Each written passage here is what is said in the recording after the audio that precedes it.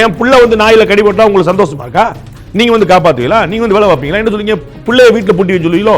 தெரு நாய் என்பது நாய்கள் நடமாடுவதற்காக, தெருவில் இதுக்கு மனிதர்கள் நடமாட சொல்லுவீங்களா? நிச்சயமா இங்க நிறைய இக்கட்டான சூழ்நிலையை வந்துட்டு பெற்றோர்கள் இங்க சந்திக்கிறத பார்க்க முடியுது. அங்க நிறைய நாய் இருக்கும், தனியா போகாதங்கிறதுக்காக ஒரு துணையோட பெற்றோரே போக முடியாதுங்க. அவங்களும் போக முடியாது. நாய் என்னங்க ஏஜ் பார்த்தாங்க கிடைக்குது. சின்ன குழந்தைகள் வந்து மாட்டிக்கிடுது.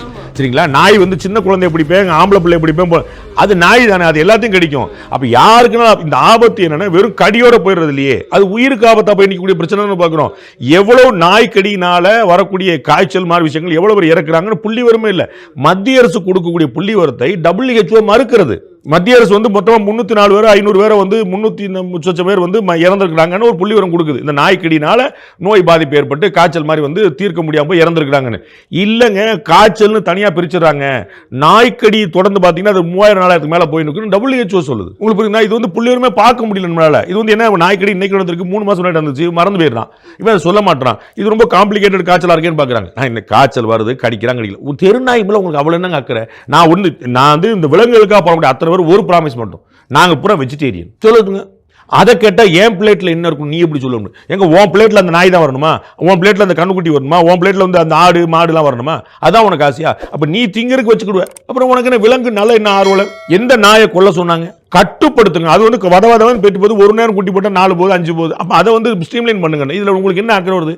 அப்ப வக்கீல் அடிக்கிறாங்க, அந்த வன்முறை ஓகேவா? நாயை கல்வெட்டு அடிச்சா சண்டை பெறுவியா மாட்டியா? அப்போ சுப்ரீம் கோர்ட்ல வக்கீல் அடிக்கிற, அப்ப உனக்கு விலங்கு ஆர்வலம் போயிடுச்சு, மனித ஆர்வலத்தோட அதிக மோசமா போச்சா? மனிதரோட விலங்கு உனக்கு முக்கியமா போச்சா? அப்ப நோக்கம் என்னன்னு கேள்வி வருது. எப்படி நீங்க வக்கீல் அடிப்பீங்க?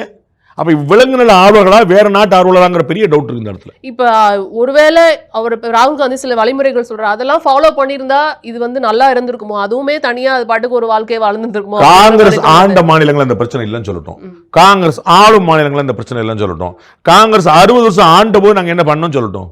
எமர்ஜென்சி போது குடும்ப கட்டுப்பாடுக்கு சஞ்சய் காந்தி அவ்வளவு பிரஷர் பண்ணாரு. நீங்க கேட்டு பாருங்க, எல்லாம் சொல்லுவாங்க. எமர்ஜென்சி போது குடும்ப கட்டுப்பாடு கட்டாயப்படும். யாரா ஆஸ்பத்திரிக்கு போனா படகு கட் பண்ணி விட்டுருவாங்க. அவ்வளவு குடும்ப கட்டுப்பாடு ஒரு மிஷன் மாதிரி வேலை நடந்துச்சு. அது பண்ணீங்களே, நாய்க்கு பண்ணீங்களா?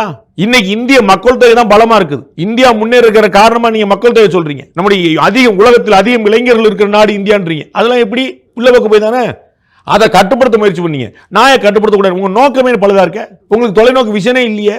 குடும்ப கட்டுப்பாடு வேணும். நீங்க இன்னைக்கு 30 வருஷம் 40 வருஷம் கழிச்சு பார்த்தா மக்கள் தொகை தான் இந்தியாவோட பலமா இருக்குது. மேன் பவர் தான் நம்முடைய ஸ்ட்ரென்த்தா இருக்கு. அப்ப நீங்க என்ன தொலைநோக்கு இருந்துச்சு உங்களுக்கு? அன்னைக்கு பூரா ஆளை காலி பண்ண பாத்தீங்க, அன்னைக்கு பூரா வந்து இது பண்ணீங்க, குடும்ப கட்டுப்பாடு பண்ணீங்க. நாய்க்கு நீங்க என்ன பண்ணீங்க? தெலுங்கானால இல்லைன்னு சொல்லுங்க, நீங்க ஹிமாச்சல் பிரதேசல இல்லைன்னு சொல்லுங்க, நீங்க கர்நாடகா இல்லைன்னு சொல்லுங்க. கர்நாடகா நாயெல்லாம் சுதந்திரமா நடமாடுதா? என்னத்தையோ ஒன்று பாலிடிக்ஸ் பண்ணிடணும், எது சொன்னாலும் ஒன்று எடுத்து பேசிடணும், ஒன்று ஓட்டு சோரி அதுன்னு சொல்லிடணும். நம்ம வந்து குடியுரிமை வாங்குறதுக்கு முன்னாடியே ஓட்டு போடலாம், மற்றவங்களாம் பேசக்கூடாது. இதுதான் இவங்களுடைய சட்டம், இதுதான் இவங்களுடைய திட்டம்.